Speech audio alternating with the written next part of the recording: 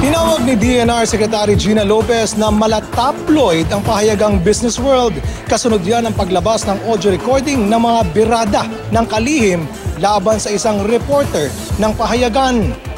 Sa naturang recording, maririnig ang birada ni Lopez laban sa reporter na kinilalang si Janina Lim kasunod ng pagtatanong ni Lim tungkol sa pagkakaroon ng trust fund para sa rehabilitasyon ng mga minahan. Sa recording, tinawag pa ni Lopez na gahaman at makasarili ang naturang reporter. Sa panayam ng GMA News kay Lopez, sinabi niyang hindi siya magpapalusot para sa kanyang ginawa. Pero masyado naman daw pinalaki ang issue. Sa tingin ni Lopez, nilabag ng reporter ng Business World ang kanyang right to privacy. Nagmamadali na raw siya noon para sa isang meeting nang harangin ni Lim para sa ambush interview. Nainis si Lopez dahil tila sarado raw ang utak ng reporter sa anumang isinasagot niya.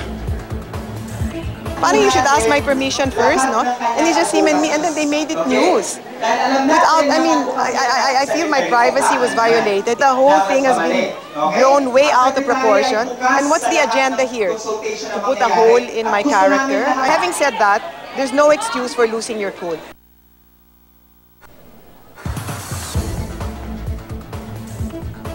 Sa isang pahayag, iginiit ni Business World Editor-in-Chief Robbie Alampay ang pagiging profesional ng kanilang reporter.